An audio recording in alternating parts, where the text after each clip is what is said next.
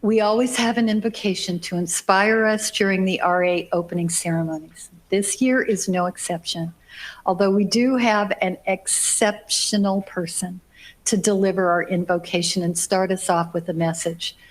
I believe if we had not had shameless voter suppression in the state of Georgia, I would be introducing you to Governor Stacey Abrams.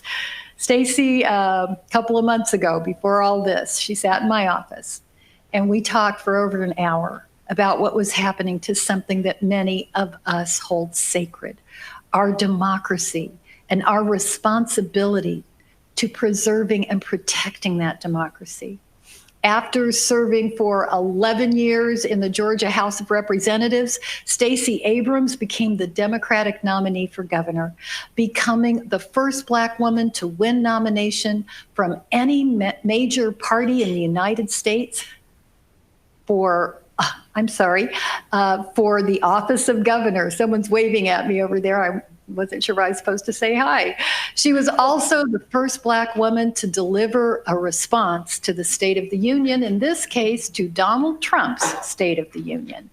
I can think of no one more appropriate to lift us up and inspire us with our responsibility at this dark time, and especially in celebration of the 100th anniversary of women winning the right to cast a vote, than Stacey Abrams, founder of Fair Fight, an organization dedicated to protecting the sacred right to vote in our democracy. I am honored beyond words to tell you that we welcome Stacey Abrams. Thank you so much, Lily. And in your honor, I'm going the wrong way. Here are the flowers that celebrate how extraordinary a leader you are. But I'd like to begin by asking everyone to join me in an invocation to the Creator, the Spirit, the one we name in our hearts. We may use different language to describe how we feel, but we are bound by our commitment to one another. And we come to you today seeking your grace, your mercy, and your guidance. We live in a moment of darkness, but we ask for light. We live in a moment of turmoil, but we know we are the creators of peace. We live in a moment of questions, but together we can find answers. And so link our hearts, join our hands, and commit our minds to dreaming and building and thinking a new way. In the name of you, as we call you in our hearts, I invite all to say, amen. It is my honor to join the NEA today. I'm someone who has been a fan of teachers for as long as I can remember. My oldest sister taught me to read when I was very, very young, but the game I remembered playing with her was school. It tells a lot about my family that the first game I remember playing was school, but it was an important moment in my life because it opened a world to me, a world where I was able to imagine myself to be anything I could dream, anything I could read, anything I could see. And for someone growing up in Southern Mississippi, the daughter of working class parents who each in their way had become the first academically, knowing about the power of teachers was a transformative space. What we understood was that education was transformative, that it was going to make us bigger than we imagined and give us more than we could hold. I learned from my mom, who was the first of her family to finish high school, what a teacher could do for a life. I've told the story of my mother and how she dropped out of elementary school, how she was afraid to go back because her family didn't have the resources. She lived in a ramshackle part of town. Her family had broken up, and she just didn't believe there was anything left for her. There was a neighbor who encouraged her to go back to school, but what was even more telling was that when she got back, when she screwed her courage up, when she got past the jitters and the fears, what she found was a note in her file from her teacher that said, if Carolyn Hall ever comes back here, move her on to the next grade. She's smart enough. In that moment, that teacher, who unfortunately had passed away over the summer, had not seen my mother in more than a year, that teacher transformed my mother's life by breathing into her a faith that would carry her not only through elementary and middle and high school, but would make my mother the valedictorian of her high school. It was that woman, that teacher, who saw my mother's mind as more than something that came from the wrong side of the tracks, and instead saw it as a jewel to be polished, as something to be nurtured. And she understood that the faith that educators bring to the classroom carries young people into the world. I often talk about my mom and the educators who shaped her, but I want to talk for a moment about my dad. You see, my father is the first man in his family to go to college, but that was not an easy journey. My father grew up, as he likes to say, on the right side of the wrong side of the tracks. And in his family, education was important. He had two older sisters who excelled, but my father grappled with a dark secret that he couldn't explain and no one else could. You see, my dad couldn't read. He went to class every day. He never missed a day of school. But when he came home, he struggled over the words on the page. When his sisters tried to help him, when his parents tried to help him, they couldn't make it stick. They knew my dad was smart, but when it came to the fundamentals, he struggled. And in the 1950s in segregated Mississippi, there wasn't language to describe what my father grappled with. My father had dyslexia, has dyslexia. But that learning disability went undiagnosed until he was in his 30s. And he's a young Black man struggling to be relevant, to believe he matters in a society that was telling him again and again how little he meant to them. He was a 14-year-old who got arrested helping register Black people to vote in Hattiesburg, Mississippi, because he understood that his value was high and that his life did matter. But he failed at the fundamental, and too many people told him he wasn't worth it. But educators in that school saw beyond my father's challenges with reading to the brilliance of his mind, and they made space for him to be a part of their community. It was educators who had faith in my father, who shared with him the fact that even if he couldn't do it the way other kids did, if he could do it at all, that counted too. And my dad became the first man in his family to go to college. He graduated from his college, and my father, 20 years later, went back to school and got his Master's of Divinity from Emory University. My parents gave birth to 5 to 6 children, to my 5 brothers and sisters and me. But what they gave us was the legacy of educators who understood who they could be. And I tell their story because as we stand in this moment of darkness, in this moment of challenge, in this moment of crisis, it is easy to forget what educators bring. I saw the video from Trevor Noah where he spoke about how families are learning that they are teachers. But I will tell you this, educators, you are more than just teachers. You are people who are doers.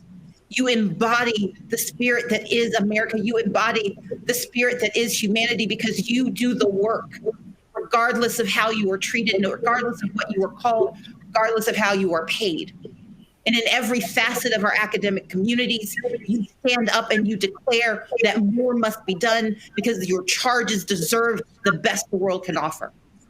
When I had the opportunity to stand for governor in 2018, I did so by declaring I would be the public education governor for the great state of Georgia, because public education saved my life.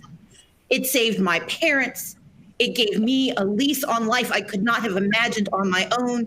And it prepared me to meet the challenges and the hardships and the disappointments that can come with trying to do more. But I always lean back on the reality that with you, we can build an America that we are worthy of.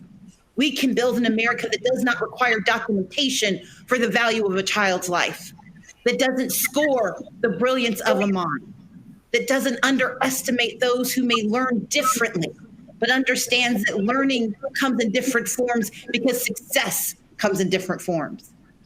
And in the midst of the triple challenges we have, a public health crisis that's keeping too many children away from your tutelage, an economic crisis that is crippling too many of our communities, and a racism crisis that continues to challenge the question of who we want to be. It is educators who will continue to lead us forward. And in that universe, I bring in those bus drivers who open those doors every morning to young people who know that they are on their way not only to academic access, but to the food that will fill their bellies and the warmth that will keep them safe for a few hours each day. I'm talking about those in the counseling offices who answer those questions and, more importantly, ask the right questions. I'm speaking to those young people who are in college thinking about how they can change the world and realize that it is an educator that calls their name. And of course, I'm talking about the teachers, those who stand in those classrooms day after day, being peppered by a million questions, knowing that the answers they give will shape the future of our country, the future of our world. Principals and other servants who stand in the stead and make real the promise of America, I am here today to say thank you. To say thank you on behalf of those who didn't know how much we needed you until you weren't around, not because of anything you refused to do, but because our nation unfortunately did not do its part. But I am here to commit that I will do my part every day to ensure that every family has the opportunity to be saved by educators, by public servants who understand that they are not only essential workers, that they are the ones who will shape and mold the imagination of what we can become. I am so delighted every day that I get to be in this fight with you. When I didn't become governor, I had a little bit of extra time on my hands, so I launched a few organizations. One is called Fair Fight, where we fight for free and fair elections, where we work around this country to ensure that in 2020, we will elect people who see us, who hear us, and who will represent our values. We are fighting for competence in our leadership, and my personal commitment is to ensuring that Joe Biden becomes the leader of America. But I'm also fighting to make certain that we hire senators and congresswomen and men, that we hire state legislators and governors and city council members and school board members who all put education first. Because when our budgets are shut, when our budgets are slashed, we should not cut out education. That should be protected like the gold and the gold that it is. And I'm working day and night to ensure that every one of you, when you go to cast your ballot, you do not doubt that your ballot will be counted. And whether you need to mail it in, show up early, or show up on election day, we are going to work tirelessly to ensure that you have a fair fight, that we have a fair fight. But I'm also working to make certain that our 2020 census counts every person here, that we tell the truth that the census is not a count of U.S. citizens, it's a count of anyone who is in our country, because our Constitution requires in particular that every child who appears at the doors of a public school for education is entitled to that education. But you cannot do your work if we do not do ours to ensure that the $1.5 trillion allocated annually by the census gets to the classrooms, gets to the communities that need it the most, whether it's Head Start, or paying for teachers and school books and resources and buildings, whether it's building edifices that are worthy of the work that you do. We need to have a census that sees and counts every one of us, especially the youngest among us. And that's why I launched the organization Fair Count. And I've been so privileged to work with the NEA to make certain that the census works for America. The third group I created is called the Southern Economic Advancement Project, or SEAP. And there we focus on economic equity, and there is nothing that is a greater proof point of economic justice than making sure we have good, strong, well-funded, well-resourced public schools that are free to do their jobs. And I will continue to do that work, because regardless of where we stand, we know where we must go. And that is forward into a future that sees us, that doesn't allow extrajudicial killings to blind us to the racism that may infect the rest of us, but that also tells us that there is a solution. Because there is no greater diversity that we see than what we see in our educators, than what we see in our classrooms. When children play together, not questioning their values or their value, but when they know they all matter because an educator wraps her arms around him, wraps his arms around her, and says, "We believe in you." That is the ethos we determine and that we need desperately in America today. I am honored to be in the space with you. I am honored to be in conversation with you. But most importantly, I am honored to be in community with you. Lily Eskelsen Garcia has been an extraordinary leader, someone who has always worn her values on her sleeve, but she has carried a sword of righteousness in her hand, and she has sliced through those who would undermine the value of education, who would tell us that the time of public education is done.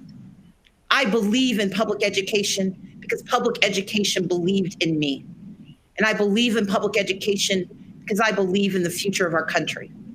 I know that we are in dark times, and I know that sometimes we feel like we're standing on a precipice about to fall into an abyss, but I know that we will pull one another back. And more importantly, we will build the guardrails that make certain that we don't get here again. But that will only happen if we join together in this election and the day after that, and the day after that, and the day after that, declaring with one voice that we are America and we are better than the worst of our impulses. We are better than the best of our ambitions. We are a nation that begins each day by grounding ourselves in the notion that learning is what we do, that teaching is what we do, and that taking care of another is what we do. Educators, the National Association of Educators, the national organization committed to this work. The National Education Association, you stand as a testament to who we are as America. And it is my honor to address you today and to say nothing more than a profound and grateful thank you. Have a wonderful convention and know that you are loved.